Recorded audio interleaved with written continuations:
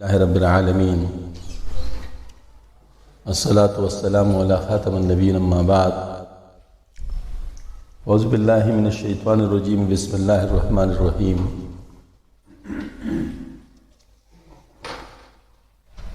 بل تؤثرون الحیاۃ الدنیا والآخرۃ خیر وابقی وقال علیہ الصلاۃ والسلام واللہ ما الدنیا فی الآخرہ الا مثل ما یجعل احدکم اصبعہ فی الیم فلینظر بما یرجع وقال علیہ الصلاۃ والسلام الدنیا سجن المؤمن وجنۃ الکافر وقال علیہ الصلاۃ والسلام لو کانت الدنیا تعدل عند اللہ جناح بعوضۃ ما سقى کافرا منها شربا وقال علیہ الصلاۃ والسلام من احب دنیاہ اضر بآخرتہ ومن احب آخرتہ اضر بدنیاہ فآثروا ما یبقى علی ما یفنی وقال علیہ الصلاۃ والسلام ما لی وللدنیا وما انا والدنیا الا کراکب استظل تحت شجرۃ ثم راحا وترکها صدق اللہ العلی العظیم وصدق رسولہ النبی الکریم۔ معزز خواتین و حضرات، اس وقت ہم جن حالات سے گزر رہے ہیں، جو کچھ ہمارے ساتھ ہو رہا ہے،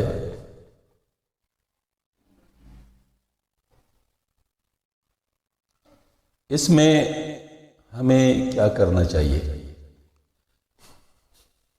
اور بعد میں جو ہوگا، جو آنے والی دنیا ہے، اس میں ہمیں کیا چاہنا چاہیے۔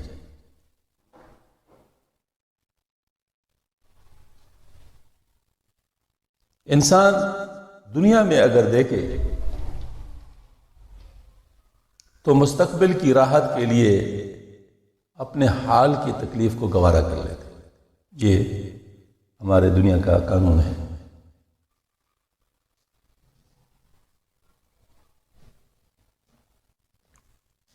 اگر کوئی اس پہ عمل کرتا ہے تو اس کی بہتر نتائج کی وہ توقع رکھتے ہیں اور اس بات سے ڈرتا ہے کہ اگر میں نے سستی کر لی تو اس کا نتیجہ بھیانک ہو سکتا ہے۔ مثلا طالب علم وہ اس لیے پڑھتا ہے کہ آگے جا کر امتحان آ رہا ہے، امتحان میں ناکام ہو سکتا ہے۔ ملازم پیشہ لوگ SCR اچھا کرنے کے لیے روز و شب باتیں بھی سہتے ہیں، محنت بھی کرتے ہیں۔ دکاندار لوگ صبح سویرے اٹھ کے سودا سامان لانے کی تیاری کرتے ہیں، کیونکہ ان کو پتہ ہوتا ہے کہ بعد میں میرے پاس جو وقت ہے وہ تو کمائی کا ہے، اس وقت اگر میں نے محنت نہیں کی تو پھر وہ اس وقت سے مجھے نکالنا پڑے گا۔ یہ ساری چیزیں مستقبل کی منصوبہ بندی ہیں اور ہر شخص ہی کرتا ہے۔ فرق صرف یہ ہے کہ ایک ہے انسان کے مشاہدے کے نظر سے آنے والے حالات کہ مجھے کیا ملنا چاہیے اور کس چیز کو میں چاہتا ہوں، مشاہدے کی بنیاد پر۔ ایک شخص کے پاس کار ہے، کوٹھی ہے، اچھے کھانے پینے کا سامان ہے، بچوں کے لیے بہتر زندگی کیا آسائشیں ہیں۔ دوسرا اس کو دیکھ کے للچاتا ہے کہ میرے پاس بھی ایسا ہونا چاہیے۔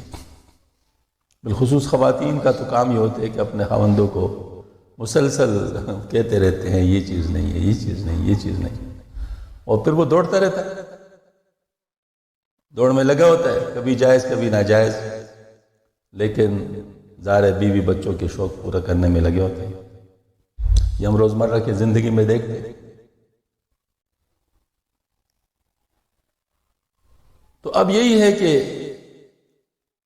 ایک ہے ایمانی لحاظ سے ہمارے مستقبل کی حالت کیسے ہونا چاہیے،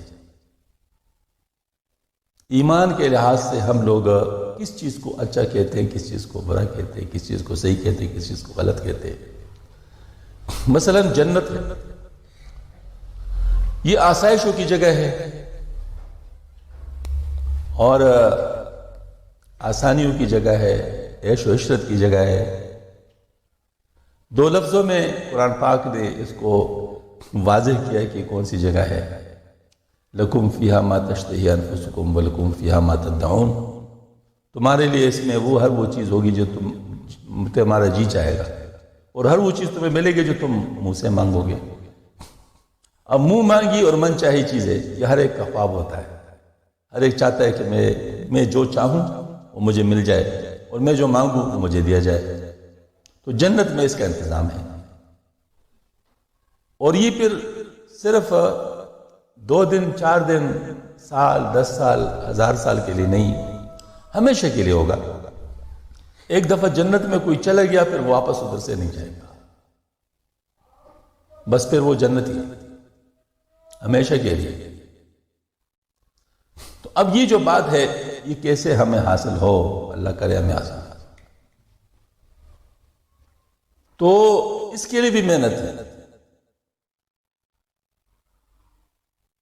حضرت خواجہ مرزوق رحمۃ اللہ فرماتے تھے، دیکھ جنت اس قدر سستی نہیں۔ مطلب یہ ہے کہ یہ بھی ایسا نہیں کہ بس صرف تصور سے ہم لے لیں کہ بس ٹھیک ہے جی جنت اچھی جگہ ہے اور بس ہمیں ملنی چاہیے، نہیں بھائی، اللہ جل شانہ کے ہاں بڑا انصاف ہے۔ تو جنت کمانے کے لیے الگ محنت ہے، دوزخ سے بچنا بہت بڑی چیز ہے۔ جنت تو بہت بڑی چیز ہے، دوزخ سے بچنا بہت بڑی چیز ہے۔ قرآن پاک میں ہے کہ جو آگ سے بچ گیا اس نے عظیم کامیابی حاصل کر لی۔ ہاں جی، تو دوزخ سے بچنا اور جنت حاصل کرنا یہ بہت بڑی بات ہے۔ اب یوں سمجھ لیجئے کہ ہمیں جو چیز بھی ہمارے سامنے ہے دنیا کے لحاظ سے، اس کی 2 قیمتیں ہیں۔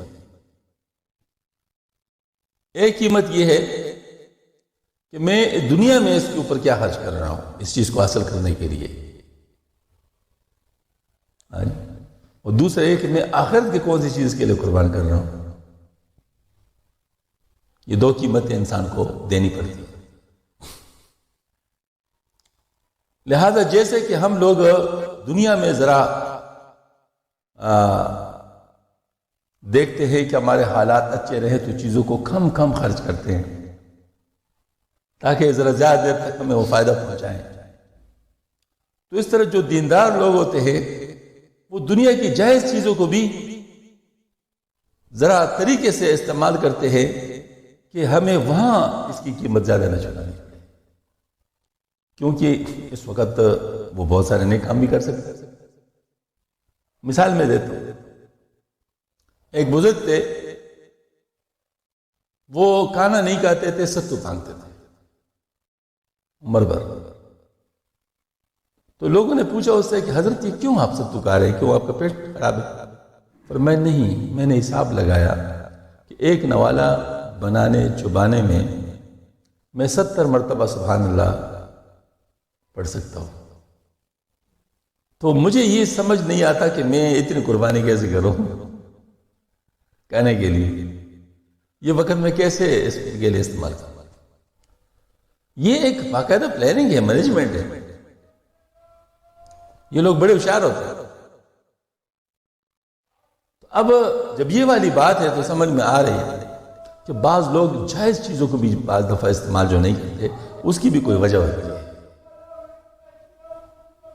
ہاں جی، لیکن یہ الگ بات ہے کہ وہ ناجائز چونکہ نہیں ہوتا، اگر کوئی کر رہے تو اس کو ملامت نہیں کرنا، بس اگر کوئی کھانا کھا رہے ملامت نہ کرنا۔ ہاں جی، کسی کو اچھا جائز چیز مل رہی تو کوئی ملامت نہ کرو، لیکن جو اس کی بھی قربانی دیتے ہیں آگے زندگی کے لیے تو اس کی بات کو الگ ہے، ان کو بھی تو ہم غلط نہیں کہہ سکتے۔ آج کل تو یہ دور آ گیا ہے کہ خود کرتے نہیں دوسروں پہ اعتراض کرتے تھے، کہتے یہ رہبانیت ہے۔ رہبانیت تو اس وقت ہوگی جب اس کو دوسروں کے لیے ناجائز سمجھا جائے گا اور اس کو مقصود سمجھا جائے گا۔ وہ تو اس کو مقصود تو نہیں سمجھ رہے، وہ صرف اپنا ٹائم بچا رہے ہیں۔ ہاں جی، صحابہ کرام میں اس کی مثالیں ملتی ہیں. صحابہ کرام چونکہ راہب نہیں تھے. اب دیکھیں علی کرم اللہ وجہ یہودی کے ہاں مزدوری کر لی اور چند کھجورے، مطلب ایک ڈول ایک کھجور، اس پر معاہدہ ہوا تھا. چند کھجورے حاصل کر لی، پھر کام چھوڑ دیا. یہودی نے کہا کام تو باقی ہے، آپ کیوں نہیں کرتے؟ نے کہا بس مجھے اتنا چاہیے تھا، میں بس جا رہا ہوں. بدر وقت جتنا ضرورت تھی اتنا کر لیا اور بس آگے چل دیے، آگے کا اللہ مالک. اب یہ والی باتیں جو ہے یہ بڑی باتیں ہیں، یہ عام لوگ کی باتیں نہیں ہیں. لیکن ہم لوگ چلو یہ تو نہیں کر سکتے، ہم ہمارے لیے گنجائش ہم یہ چیز نہ کریں. لیکن دنیا کے پیچھے ایسے مرد تو نہ رہے ہو نا کہ اس کے لیے جائز، مطلب اس کے لیے جو ہے ناجائز بھی اختیار کرنا شروع کر دیں. یہ تو کم از کم نہیں ہونا چاہیے، ناجائز سے تو کم از کم بچنا چاہیے. تو اللہ پاک نے قرآن پاک میں اس کے بارے میں ارشاد فرمایا بل تؤثرون الحیات الدنیا والآخرۃ خیر وابقیٰ، بلکہ تم جو دنیا کی زندگانی ہے اس کو ترجیح دیتے ہو اور آخرت اچھی بھی ہے اور باقی رہنے والی بھی ہے. تو یہاں پر ہمیں گویا کہ یہ نصیحت کی جا رہی ہے کہ تم وہ جو اچھی چیز ہے اور باقی رہنے والی چیز اس کے لیے زیادہ فکر کرو، اور یہ جو ہے یہاں پر گزارا کرو. یہ ہمیں نصیحت کی جا رہی ہے.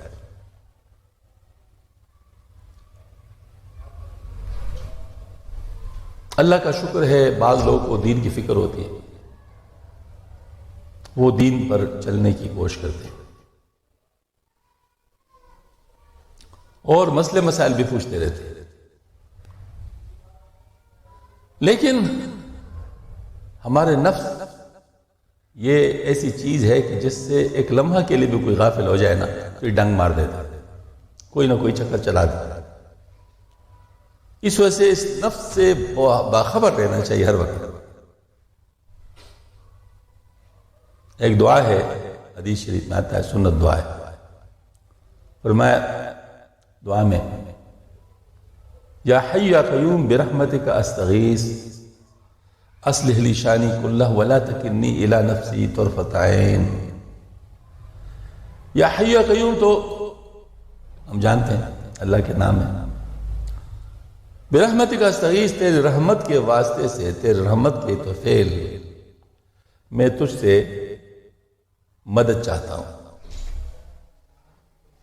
میں تجھ سے مدد چاہتا ہوں. وہ اصلح لی شانی، اور میری ہر حال کو درست کر لے.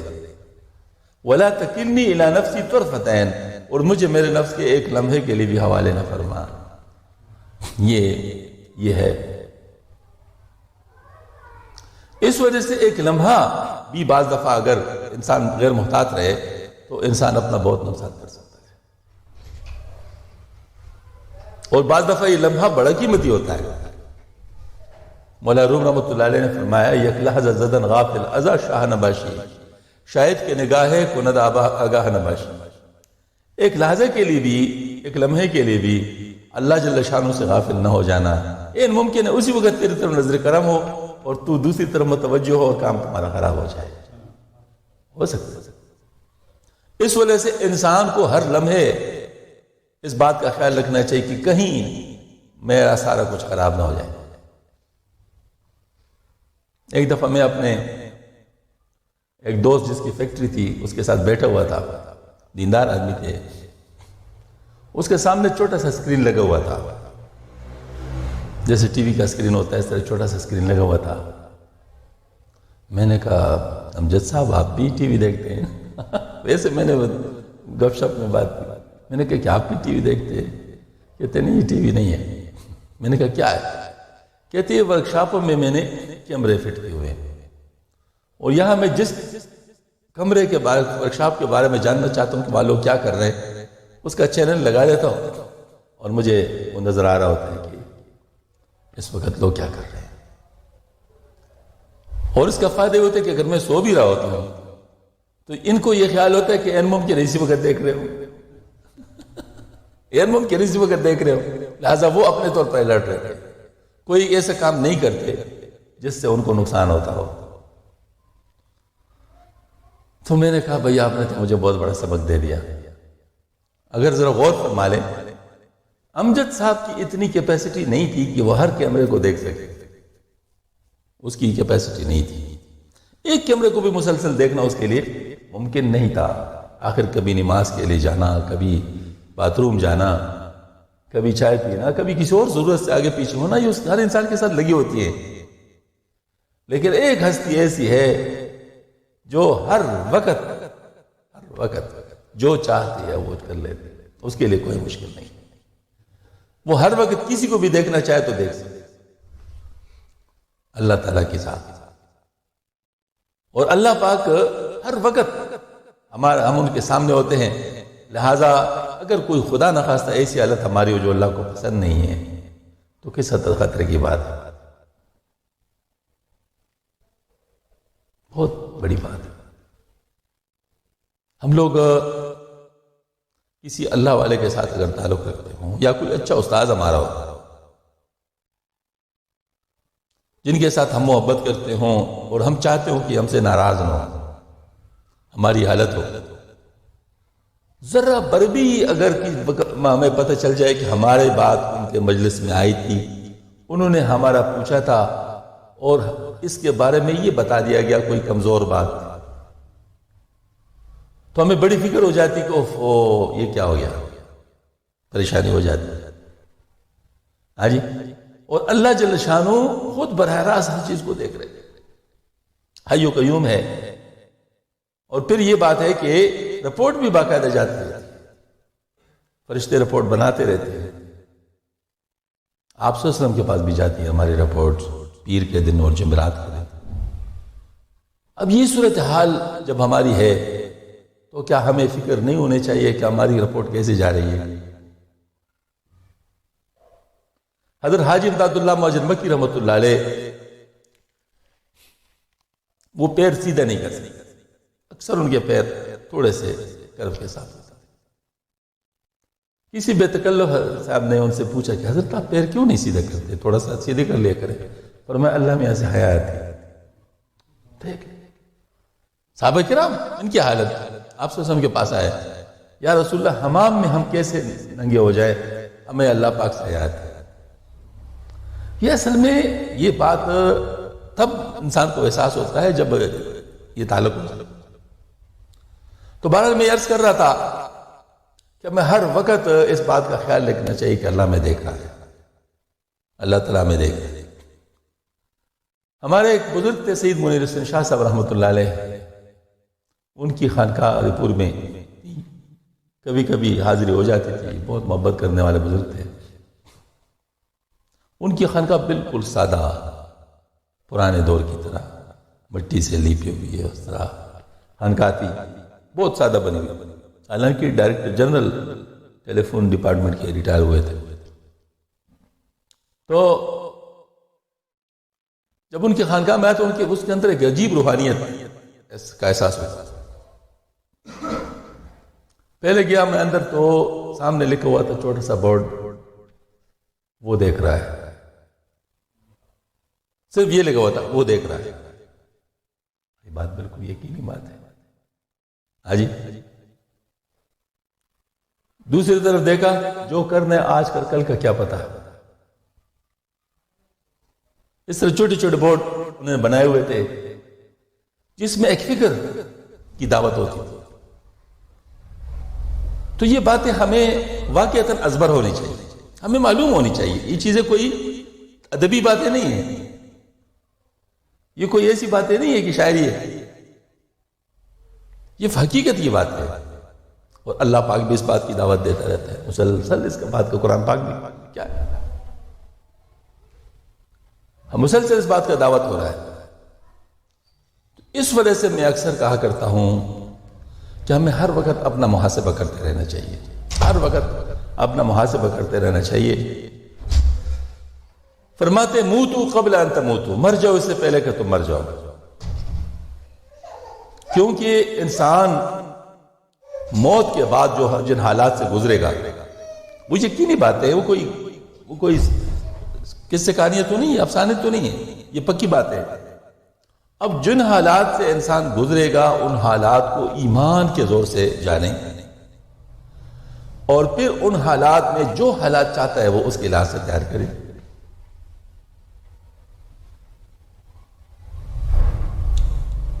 خواتین کو اللہ جل شانہ نے کچھ خوبیاں دی ہیں اور کچھ مسائل کے شکار، کیونکہ اللہ جل شانہ کے ہاں تو انصاف ہے، یہ تو نہیں کہ ساری خوبیاں ایک کو دے دے اور ساری مقامیاں ایک کو دے دے، نہیں، یہ تو نہیں ہو سکتا۔ خواتین کی مثال ایسی ہے جیسے لوہا جلدی گرم ہوتا ہے، جلدی ٹھنڈا ہوتا ہے، ان کی مثال ایسی ہے، لہذا پل بھر میں اچھی ہو جائے گی، پل بھر میں بری ہو جائے گی۔ اچھا ماحول مل گیا، سبحان اللہ، ایسا اثر ہو جائے گا کہ بالکل سارا کچھ دل جائے گا، ہاں ایسا اثر ہو جائے گا۔ اور اگر خدا نخواستہ کسی غلط ماحول میں چلی گئی، بس یعنی ایک خاتون جو کہیں دیہات میں رہتی ہو، پردے دار ہو، جب کہ مطلب اس نے کبھی گھر سے قدم باہر نہ نکالا ہو، اگر وہ کبھی ڈاکٹر کے پاس بھی جانا چاہے ضرورتاً، تو اس کا جو قدم ہے وہ من باری ہوتا ہے، روتی ہے، میں نے نہیں جانا۔ ہاں جی، بڑے ان کو مجبور کرتے ہیں، مجبوری ہے، شریعت اس کی اجازت دیتی ہے، کوئی بات نہیں، اس طرح اس طرح، یہ بھی ایک خاتون ہوتی ہے۔ ہاں جی، لیکن وہی خاتون جب شہری ماحول میں آتی ہے اور کچھ بار آگے پیچھے ادھر ادھر چلی جاتی ہے، پھر اس کو باہر جانے کا ایسا چسکا لگ جاتا ہے کہ اس کو گھر بٹھانا مشکل ہو جاتا ہے۔ یہ حالت ہم دیکھتے ہیں شادیوں میں، اس طرح ہوتا ہے۔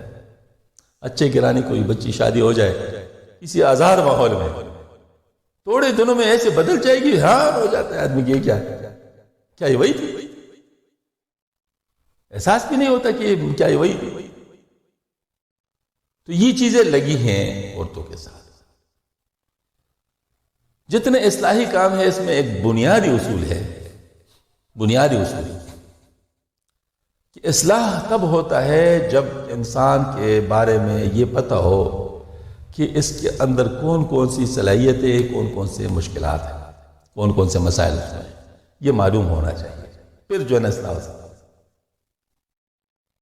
تو اس لیے خواتین کے بارے میں چونکہ یہ چیز ہمیں معلوم ہے، تو ان سے میں اکثر کہا کرتا ہوں کہ آپ کو اچھے ماحولوں کے ساتھ جڑ کے رہنا چاہیے،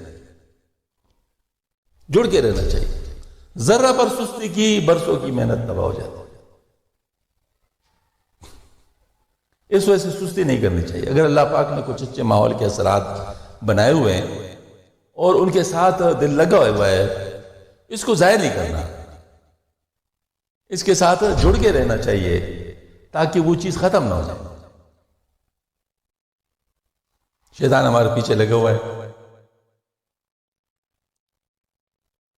اور وہ مسلسل محنت کر رہا ہوتا ہے کہ ان کو اپنے اپنے ماحولوں سے کاٹ دیں، اچھے ماحولوں سے کاٹ دیں۔ کبھی کیا مسئلہ، کبھی کیا مسئلہ، لیکن مختلف طریقوں سے ان کو کاٹنا چاہتے ہیں۔ نتیجتاً جب کاٹ دیتے ہیں پھر آہستہ آہستہ ان پہ محنت شروع کر لیتے ہیں۔ جو آپ صلی اللہ علیہ وسلم نے فرمایا جماعت کے ساتھ رہو، اکیلے بکری کو بھیڑیا کھا جاتا ہے۔ تو اس میں یہی بات ہے کہ ایک انسان واقعی اگر اچھی جماعت کے ساتھ ہے تو اس کے ساتھ رہنے میں اس کی حفاظت تو ہے کہ وہ اس کی برکت سے محفوظ ہوتا ہے، لیکن جیسے جیسے اس جماعت سے کسی طریقے سے شیطان کاٹ دے پھر اس کے اوپر پوری محنت کر کے آگے، چونکہ وہ آزاد ہوتا ہے، آزاد اس کو بہت جلدی تمام غلط چیزوں کی طرف لے آتا ہے۔ یہ شادی بیاہ کے جو حالات ہوتے ہیں اس میں اسلام نے بہت سادہ طریقے بتائے ہیں جس میں ہر جانب میں خیر ہوتا ہے۔ مردوں کے لیے بھی خیر ہوتا ہے، عورتوں کے لیے بھی خیر ہوتا ہے، لڑکی والوں کے لیے بھی خیر ہوتا ہے اور لڑکوں والوں کے لیے بھی خیر ہوتی ہے، آسانیاں ہوتی ہیں۔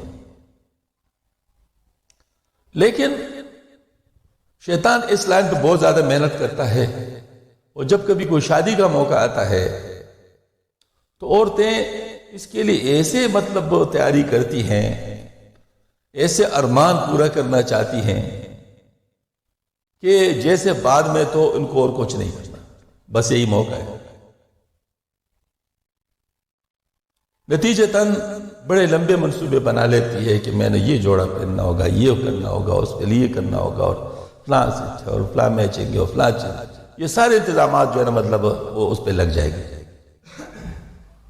اس وقت ان کو اس بات کا خیال نہیں ہوگا کہ میں کون سا کام جائز کر رہی ہوں، کون سا کام ناجائز کر رہی ہوں، اس کو اس بات کا خیال نہیں ہوگا۔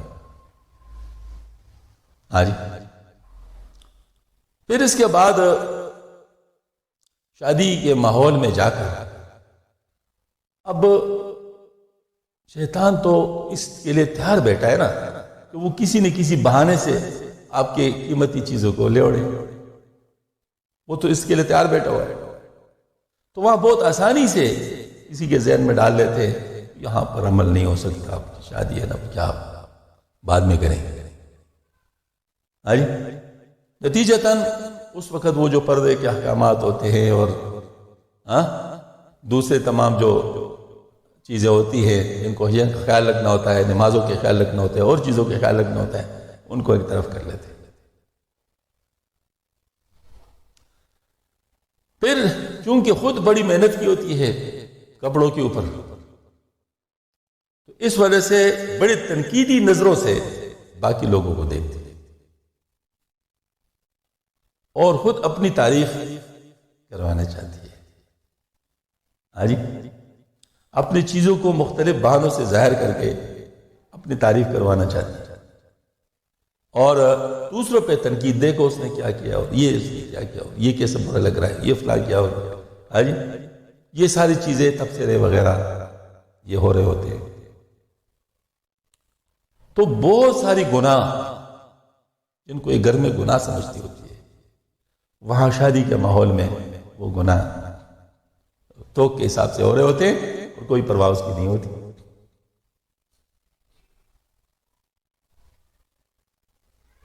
پھر شادی کے موقع پر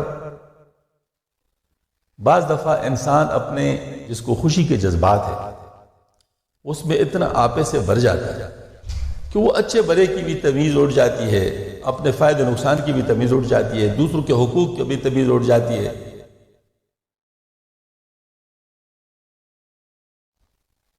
اور اچھے بڑے شرفاء لوگ جو ہوتے ہیں وہ بھی ایسا کام کرتے ہیں کہ اگر ان کو بعد میں دکھایا جائے کہ تم یہ کر رہے تھے تو بڑی حیرت ہوتی ہے۔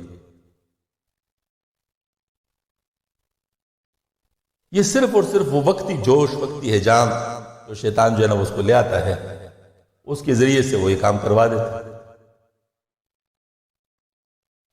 ہمارے تھے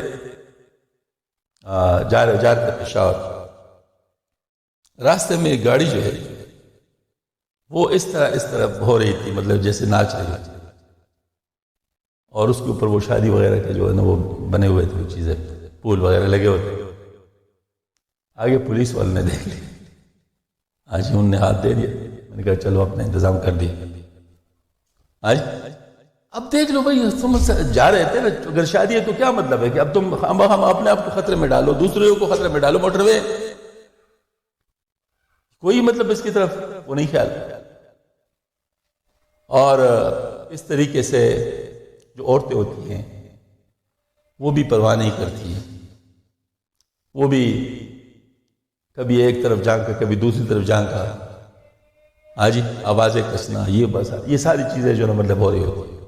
ایک دوسرے کا ساتھ ہنسی مذاق میں باقاعدہ دوسرے لوگ کو نیچے دکھانا، باقاعدہ مقابلے کی صورت ہے۔ پھر بعض دفعہ اللہ بچائے ناچ میں بھی باقاعدہ مقابلے ہوتے ہیں کہ فلاں بڑے اچھے ناچتی ہے، دوسرے اس کی تعریفیں کرتی ہے۔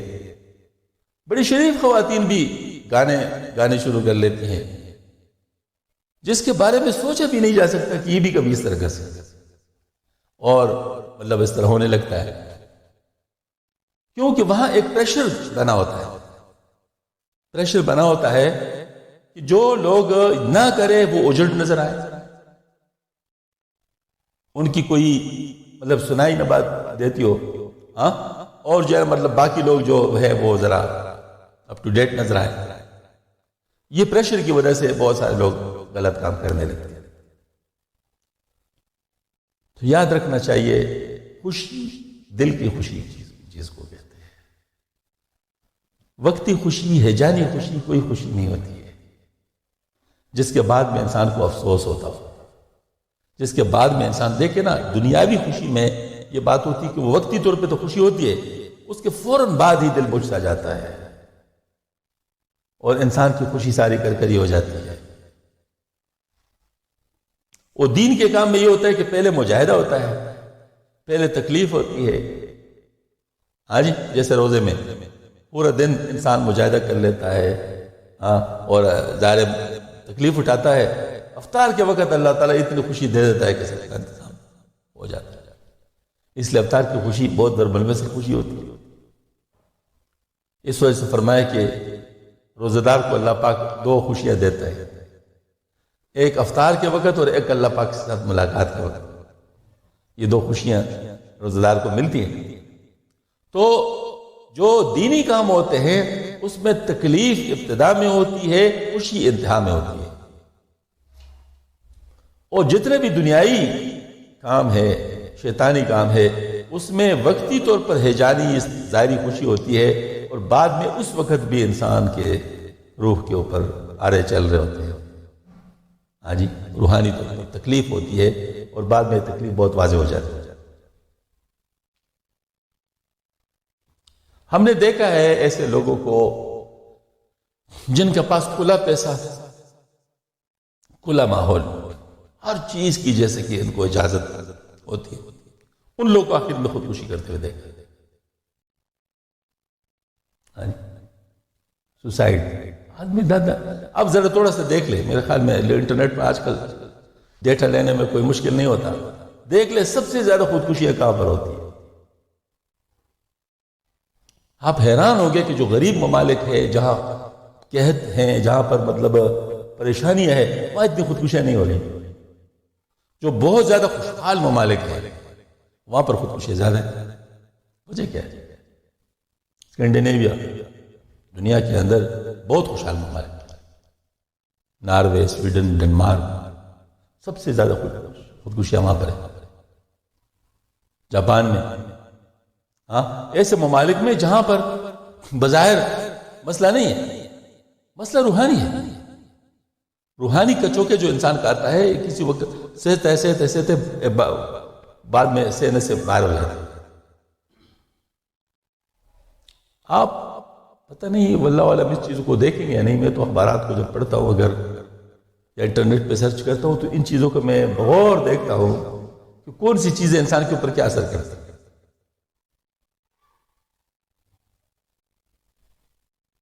یہ بہت مشکل دور ہے. آپ اندازہ کر لیں کہ ایسے لوگ بھی ہیں جن کو سیٹنک کہتے ہیں, سیٹنک شیطانی اپنے آپ کو کہتے ہیں. ان کا قانون ہے کہ کسی کو 25 سال سے زیادہ زندہ نہیں رہنا چاہیے. لہذا اگر وہ خود اپنے آپ کو نہ مارے تو دوسرے ان کو مار دیتے ہیں. ان کا جو گینگ ہوتا ہے. قانون کس نے بنایا, کیا بنایا؟ یعنی انہوں نے بالکل اپنا کوئی مقصد نہیں رکھا زندگی کا. بس یوں کہہ سکتے ہیں کہ جیسے انسان پھٹ جائے, ریز ہو جائے, بس اس قسم کے تصورات ہیں. تو اس وجہ سے ایسے لوگ کے پیچھے جانے پر یہ نتیجے نکلتے ہیں. شیطان جو ہے نا, شیطان انسان کو اس حال تک لے جاتا ہے, چاہے خوشی کی حالت ہو چاہے غم کی حالت ہو. غم میں بھی صبر نہیں ہونے دیتا اور بے صبری کی وجہ سے مار دیتا, اور خوشی میں جو ہے نا وہ تحمل نہیں ہونے دیتا اور ہیجان میں مار دیتا. ہر دو چیزوں صورتوں میں. تو لہذا اللہ جل شانہ نے جو ہمارے لیے دین بنایا ہوا ہے اس کے اندر پناہ لینا چاہیے, چاہے آج ہو چاہے کل ہو. ایک بڑے عالم کے بیٹھے تھے, کھاتے پیتے گرانے کے تھے. اس نے خود ایک واقعہ بیان کیا کہ دنیا کا شاید کوئی گناہ ایسا نہ ہو جو میں نے نہیں کیا, لیکن ہوا یہ کہ طبیعت پر مسلسل بوجھ بڑھتا گیا، حتیٰ کہتے ہیں کہ میں نے سوسائڈ کا ارادہ کر دیا، خودکشی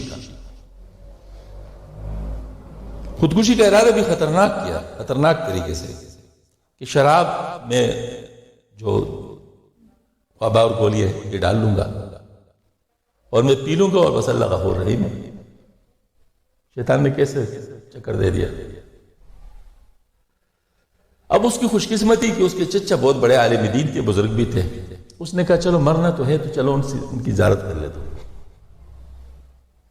ان کے پاس گئے، ان کو اپنا سنا دیا کہ میں نے اس طرح ارادہ کیا ہوا ہے۔ وہ بزرگ کافی بڑے آدمی تھے، انہوں نے اس کو اتنا کہہ دیا جاؤ نماز پڑھو، باتیں بنا رہے، کوئی ان کے ساتھ اور بات نہیں۔ اس نے کہا چلو چاچا کا حکم ہے، آخری بات ہے تو پڑھ لے۔ تو جا کے جو ہے نا وہ نہا لیے، کپڑے بدل لیے، مسجد چلے گئے۔ ظاہر نماز کا وقت تو ہوتا نہیں، تو عام نفل نماز آج بس وہ نماز جو پڑھنا شروع کیا، وہ بس سجدے میں جو پڑھ گئے تو بس اللہ کی مدد آ گئی، اللہ کی ایسی مدد آ گئی کہ رونا شروع کر لیا، بس روتے رہے سجدے میں پڑے سارا کچھ دل گیا۔ اس کے بعد جب اس سے اٹھے تو بالکل ایک نئی آدمی بن چکے تھے، سب چیزوں سے توبہ کر لیا۔ ہمارے ایک بزرگ سے فوت ہو گئے، اب بھی الحمدللہ زندہ ہے، بوڑھے ہیں کافی، لیکن اب بھی اگر ان کے پاس جاؤ تو ایک چیز آپ دیکھیں گے اس کے پاس، کہ ان کے سامنے آپ غیبت نہیں کر سکتے۔ غیبت کریں گے آپ کو کوئی نہیں روکیں گے، بس آرام سے اٹھ کے دوسری جگہ چلے جائیں گے، اور ذکر کرتے رہیں گے، بس ذکر کرتے رہیں، اس کی زبان ہر وقت ذکر سے تر رہتی ہے، تسبیح ہاتھ میں ہوتی ہے، بس ان کا ایک کام ہوتا ہے۔ اور اگر کسی کے پاس بیٹھیں گے تو کوئی نہ ایک بات ان سے کر لیں گے، بھائی ایسا کرنا چاہیے، ایسا کرنا چاہیے۔ اگر وہ سنتا ہے تو ٹھیک ہے، ورنہ کسی اور کے پاس چلے جائیں گے، اور کے پاس بیٹھ جائیں گے۔ بہت ملائم مزاج ہے ان کا، اور ماشاءاللہ اللہ پاک نے بدل دیا، کامیابی سے بھی۔ اس میں کہاں کامیابی ہے کہ اس حد تک انسان پہنچ جائے۔ لہذا کبھی بھی برائی میں مقابلہ نہیں کرنا چاہیے کہ میں اس سے آگے بڑھ جاؤں۔ اگر کوئی بہت اچھا گانا گاتا ہے تو آپ کے دل میں آ جائے کہ میں بھی اس سے زیادہ اچھا گانا گاؤں تو تجھ پر جہنم، کیا کہوں میں، حماقت پر کیا تبصرہ کروں۔ یہ بھی کوئی چیزیں مقابلے کی۔ کوئی ناچ میں بڑا اچھا ہے تو کیا یہ بھی کوئی مقابلے کیجئے کہ مجھ سے زیادہ بہتر ناچوں۔ کوئی اسراف کر رہا ہے تو کیا یہ بھی مقابلے کی چیز ہے کہ مجھ سے زیادہ اسراف کر لوں۔ ایک چودھری صاحب تھے، اس کے خاندان میں مقابلہ چل رہا تھا اس قسم کی چیزوں کا، تو اس نے ایک اور ساتھی سے کہا یہ میرا کیا مقابلہ کر سکتا ہے، ہمارے گھر سے تو 70,000 ڈوم لے چکے ہیں۔ ڈوم نہیں ہوتے، ڈوم شادی میں 70,000 تو ڈوم لے چکے ہیں، یہ میرا کیا مقابلہ کرے گا۔ چلو جی، بڑے بہادر آ گئے، ڈوم نے اس کو لوٹ لیا اور کہتے مجھ سے بڑا بیوقوف کون ہے، یہ مجھ سے بڑا بیوقوف ہو سکتا ہے، یہ بیوقوفی کے مقابلے ہیں نا۔ اصلی تو بڑا بیوقوف کیا کہیں گے، ایسی چیزوں میں بھی مقابلے۔ تو ایک چیز تو یہ ذات میں یا ذہن میں یاد رکھو کہ کبھی برائی میں وہ جو ہے نا مقابلہ نہ کرے۔ مقابلہ کرنا چاہیے۔ ایک شخص ہے سبحان اللہ، وہ تہجد پڑھتا ہے، میں تہجد نہیں پڑھتا، مجھے بھی پڑھنا چاہیے، مجھے بھی پڑھنا چاہیے، دعا کرنا چاہیے اللہ پاک سے، بلکہ اسی سے دعا کرو جو پڑھتا ہے، جو آپ کو اچھا لگتا ہے۔ کہتے ہیں اللہ پاک نے آپ کو یہ توفیق دی ہے، میرے لیے بھی تہجد میں دعا کر کے میں بھی تہجد پڑھ جاؤں۔ اچھا اللہ پاک کو وسارعوا الی مغفرہ، مطلب مغفرت کی طرف جو ہے بھاگنا چاہیے۔ اور وفی ذلک فلیتنافس المتنافسون، یہی چیز ہے کہ جس میں مقابلہ کرنے والا مقابلہ کرے، اچھی باتوں میں انسان مقابلہ کرے۔ کوئی آدمی لوگوں کے ساتھ خیرخواہی کرتا ہے، میں نے بھی کرنی ہے، میں نے بھی کرنی ہے۔ اگر کوئی آدمی ظاہر مطلب کار خیر کا کوئی کام کر رہا ہے، میں بھی اس طرح کار خیر کا کام کروں، یہ مقابلے کی چیز ہے، یہ اچھی بات ہے۔ پرانے دور میں خواتین آپس میں مقابلے کرتی تھی، تلاوت میں، ذکر اذکار میں، ربیع الاول میں درود شریف میں مقابلے ہوتے تھے، کوئی زیادہ دور کی بات نہیں، قریب کی بات ہے۔ ہاں جی، یہ مقابلے ہوتے تھے۔ رمضان شریف میں تلاوت میں مقابلے ہوتے تھے کہ میں زیادہ پڑھوں، وہ اتنا پڑھتا ہے میں اس سے زیادہ پڑھوں، اور ربیع الاول میں درود شریف میں مقابلے ہوتے تھے، اور باقی دنوں میں ذکر اذکار میں مقابلے ہوتے تھے۔ یہ اچھی بات ہے۔ تو اچھی باتوں میں مقابلے کرنے چاہیے، بری باتوں میں مقابلے نہیں کرنے چاہیے۔ اچھے حالات پہ انسان کو رشک کرنا چاہیے اور اللہ تعالیٰ سے اس کو مانگنا چاہیے۔ اس کے لیے میں یہ عرض کروں گا کہ اچھے لوگوں کے ساتھ اٹھنا بیٹھنا کرنا۔ اچھے لوگ نظر آئیں گے تو اچھائیاں نظر آئیں گی، جب اچھائی نظر آئیں گی تو اچھائیوں کی توفیق ہوگی، اچھائیوں کو حاصل کرنے کا جذبہ ہوگا۔ یہ چیزیں بڑی ہی خوش نصیبی کی بات ہوتی ہے۔ صرف نیک لوگ کے ساتھ اٹھنا بیٹھنا جو ہوتا ہے نا، یہ بھی کام کرتا ہے۔ حضرت مولانا قاسم نانوتوی رحمۃ اللہ علیہ، ان کے ساتھ ایک پنڈت کی دوستی ہو گئی، ایک پنڈت۔ اب وہ کبھی ان کے ساتھ کھانا کھا رہا ہے، کبھی ان کے ساتھ سیر پہ جا رہا ہے، کبھی کیا بات کر رہا ہے۔ وہ جو حضرت نانوتوی رحمۃ اللہ علیہ کے ساتھی تھے، نے کہا حضرت کو کیا ہو گیا ہے، خامخواہ ایک پنڈت کے ساتھ جو ہے وقت لگا رہا ہے، اور یہ اور وہ۔ آج اب ان کے لوگوں کے پیمانے الگ ہوتے ہیں، حضرت کا الگ تھا۔ خدا کی شان، کچھ وقت آ گیا تو حضرت نے ان سے کہا بھائی ہم تو دوست ہیں، نہیں کہتے ہیں جی بالکل دوست ہیں۔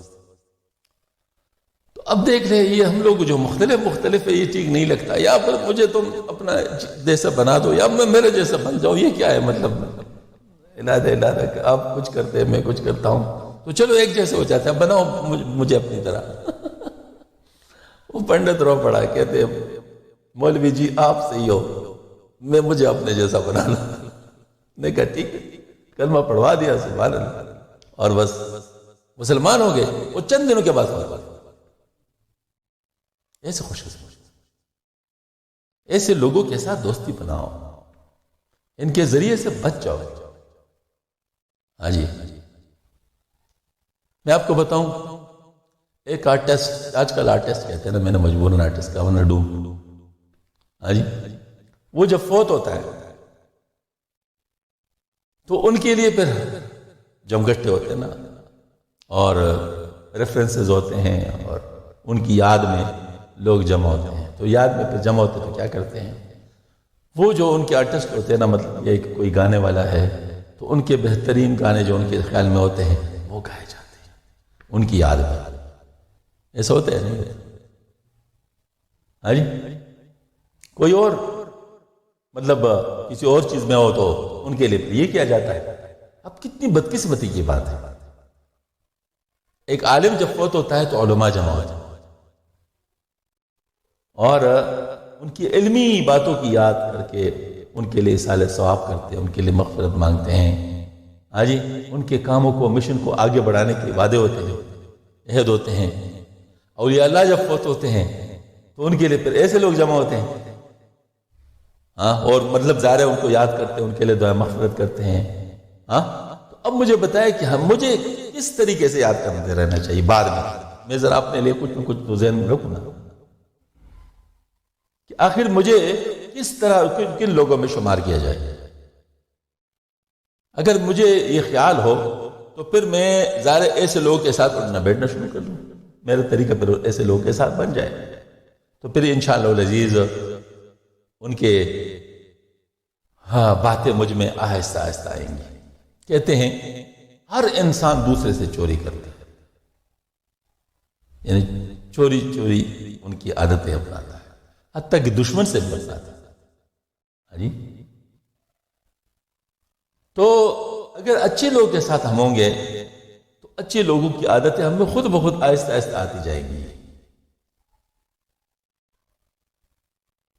قرآن پاک میں ہے صبغۃ اللہ، ہاں جی، ومن احسن من اللہ صبغہ، کہ اللہ کا رنگ، اور اللہ کے رنگ سے بہتر رنگ اور کیا ہوگا۔ اللہ کا رنگ چڑھ جانا کسی کے اوپر، تو اللہ کا رنگ اللہ والوں کے ہاں ملے گا، اللہ والوں کے ہاں ملے گا۔ ان اللہ والوں کے ساتھ رہو گے تو اللہ کا رنگ آہستہ آہستہ چڑھتا رہے گا۔ بے شک آپ کو نظر نہیں آئے گا، یہ بھی بتا دیں، کیونکہ جیسے جتنے لوگ اللہ والوں کے ساتھ ہوتے جاتے ہیں ان کو یہ رنگ نظر نہیں آئے گا خود، لیکن باقی لوگوں کو نظر آئے گا۔ باقی لوگ کہیں گے پہلے تو پہلے ایسا تھا ویسا ہے، ان کو نظر آنا شروع ہے، اللہ والوں کو تو نظر آنا شروع ہی ہو جاتا ہے۔ لیکن جو باقی لوگ ہوتے ہیں ان کو بھی اس چیز کا اندازہ ہونے لگتا ہے کہ تو فلاں کے ساتھ اٹھنے بیٹھنے والے، فلاں کا رنگ ان پہ چڑھا ہوا ہے۔ ابھی بھی اگر حضرت مولانا زکریا صاحب رحمۃ اللہ علیہ کے جو حضرات ہوتے ہیں دور سے پہچانے جاتے ہیں کہ ان کا رنگ لیے ہوتے ہیں۔ جو حضرت تانوی رحمۃ اللہ علیہ کے ساتھ جو حضرات تھے ان کا رنگ بھی پہچانا جاتا ہے، معلوم ہو جاتا ہے کہ ان میں سے ہیں۔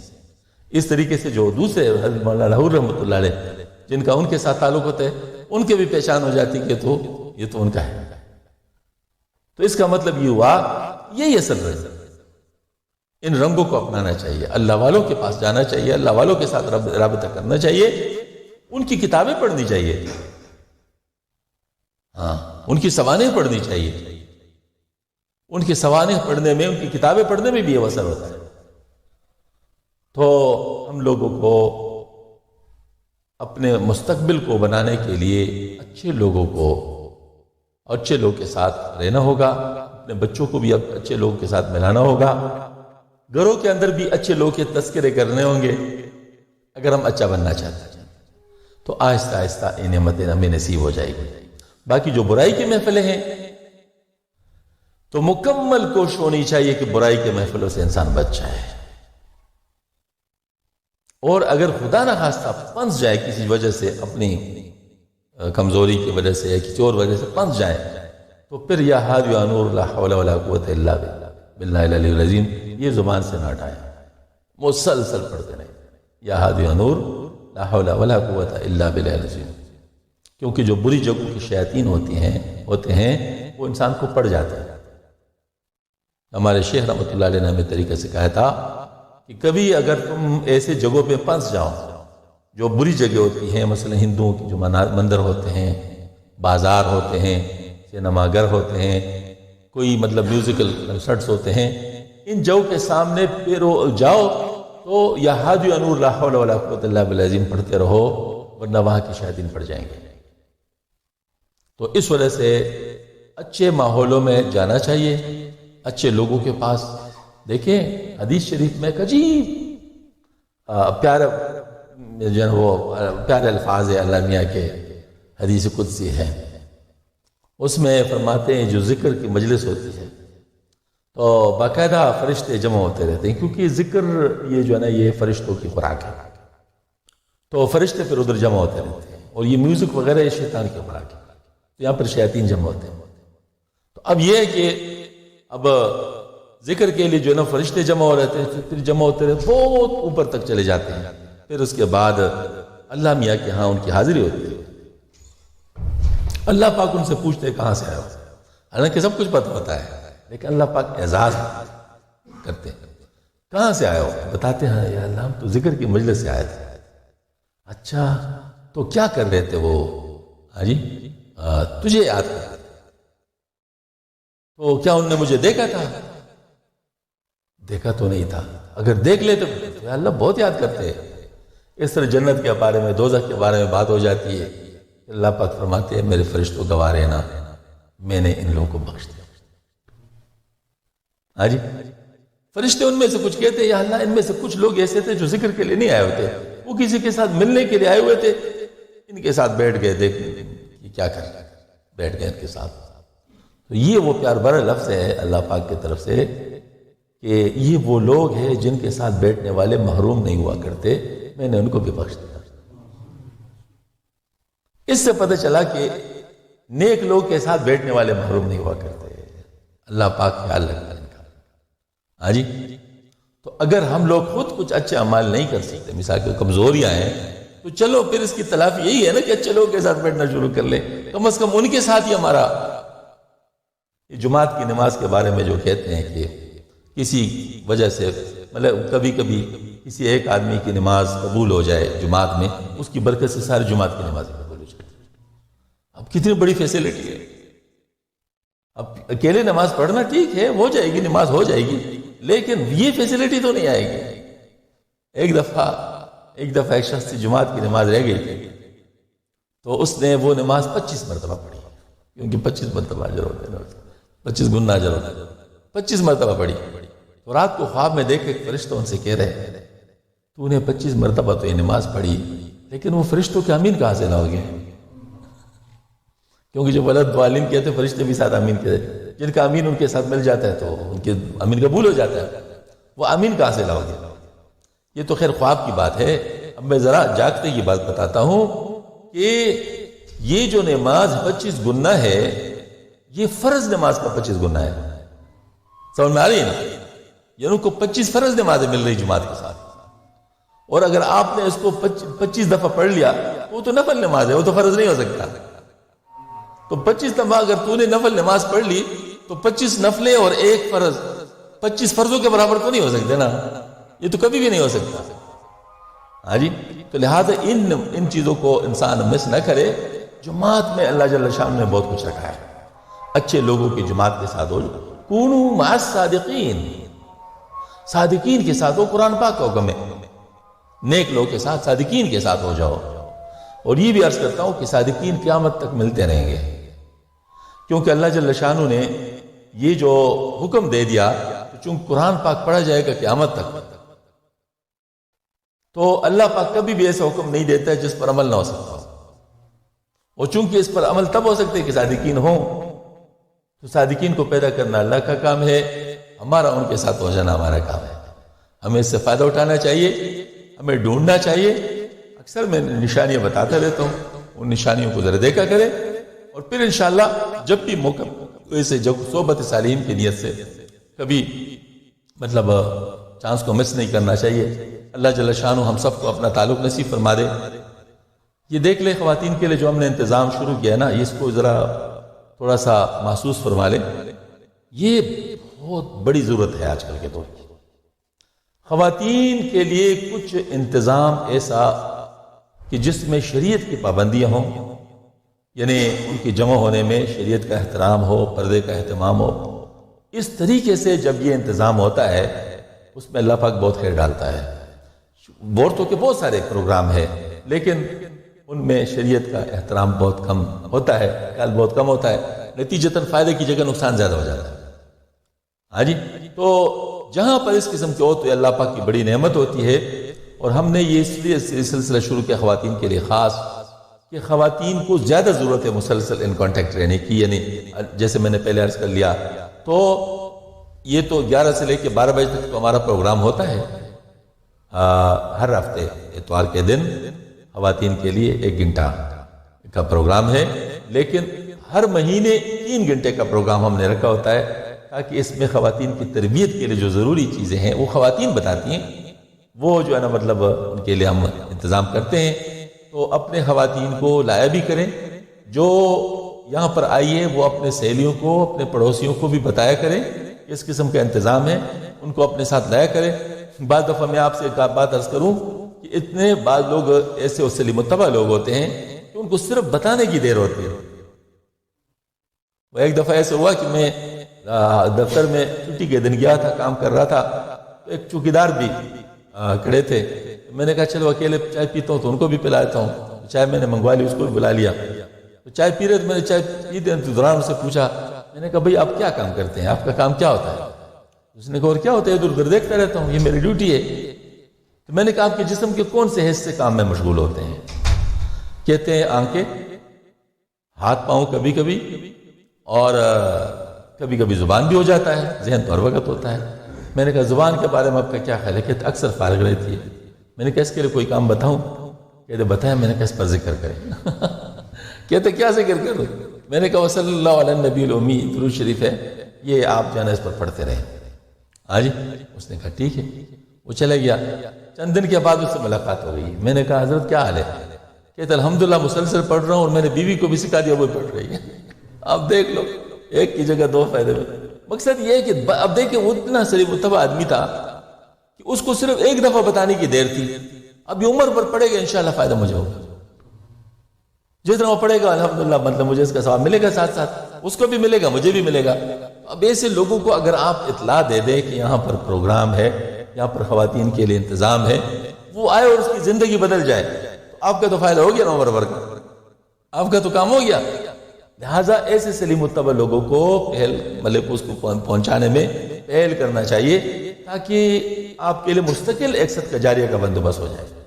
ہاں جی، اور ماشاءاللہ اس میں کوشش کر لے کہ آپ جتنے بھی یہاں پر پروگرام ہیں ان سارے پروگراموں میں شریک ہو سکے، کیونکہ مستقل ہماری ضرورت ہے، مستقل ہماری ضرورت ہے۔ طلب العلم فریضۃ علی کل مسلم و مسلمہ، علم کا حاصل کرنا ہر مسلمان مرد اور عورت کے اوپر فرض ہے۔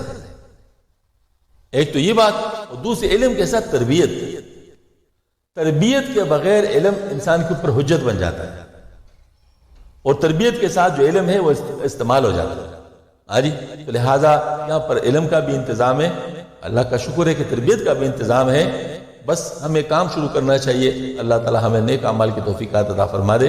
وما علینا الا البلاغ۔ الحمدللہ رب العالمین، الصلاۃ والسلام علی خاتم النبیین۔ اللہم اہدنا الصراط المستقیم صراط الذین انعمت علیہم غیر المغضوب علیہم ولا الضالین۔ یا مقلب القلوب ثبت قلوبنا علی دینک، یا مصرف القلوب صرف قلوبنا علی طاعتک۔ اللہم زدنا ولا تنقصنا واکرمنا ولا تہنا وعافنا ولا تحرمنا واسرنا ولا تؤثر علینا واردنا وارض عنا۔ اللہم اشف مرضنا ومرض المسلمین۔ اے اللہ ہم محتاج ہیں، اے العالمین ہمیں ہر قسم کے خیرات چاہیے، اے اللہ تو اپنے فضل و کرم سے ہمیں ہر قسم کے خیرات عطا فرما دے۔ یا العالمین ہمارے جولی کو صحیح جولی بنا دے، ہمیں مانگنے کا صحیح سلیقہ سکھا دے۔ یا اللہ ہم تجھ سے تجھے چاہتے ہیں، تو ہمارا وجہ ہمیں اپنا بنا دے۔ یا اللہ یہاں پر جتنے بھی آتے ہیں، یا اللہ تیرے نام کے لیے آتے ہیں، ہمارے پاس کچھ بھی نہیں رکھا، یا رب کریم مجھ سمیت ان سب کو قبول فرما دے۔ یا العالمین سب کے گھر والوں کو قبول فرما دے۔ یا العالمین ہم سب کو اپنا تعلق نصیب فرما، اپنی محبت نصیب فرما دے، اپنی رضا کی دولت سے نواز دے۔ یا رب کریم جب ہم اس دنیا سے جائیں، یا اللہ اس حالت میں ہو کہ تو ہم سے راضی ہو، ہم تجھ سے راضی ہو۔ یا العالمین ہمیں یا اللہ اپنا تعلق خاص نصیب فرما دے، اپنے حبیب پاک صلی اللہ علیہ وسلم کی سچی محبت نصیب فرما، اپنے حبیب پاک صلی اللہ علیہ وسلم کی معیت پاک دیدار پاک نصیب فرما۔ اور یا اللہ جب تو فرمائے گا کہ میں تم سے راضی ہوا، پھر کبھی ناراض نہیں ہوگا، اے اللہ ان خوش نصیب لوگوں میں ہمیں بھی شامل فرما، عمل نامہ دائیں ہاتھ سے نصیب فرما دے، حسن خاتمہ کی عظیم دولت سے سرفراز فرما، موت کی سختی سے، عذاب قبر سے، اور صراط کی مشکلات سے، جہنم کے آگردوئے سے، اور حشر کی رسوائی سے ہم سب کو نجات عطا فرما۔ یا اللہ یا اللہ یا اللہ یا اللہ، ہم یا اللہ العالمین ہر قسم کے یا اللہ مشکلات سے تیرے پناہ میں آنا چاہتے ہیں، ہمیں اپنے پناہ میں لے لے۔ یا اللہ شیطان سے ہمیں پناہ میں لے لے، ہماری نفس کی شرور سے یا اللہ ہمیں اپنے پناہ میں لے لے۔ یا اللہ العالمین ہر قسم کے دشمنوں اس کی شر سے ہمیں پناہ میں لے لے۔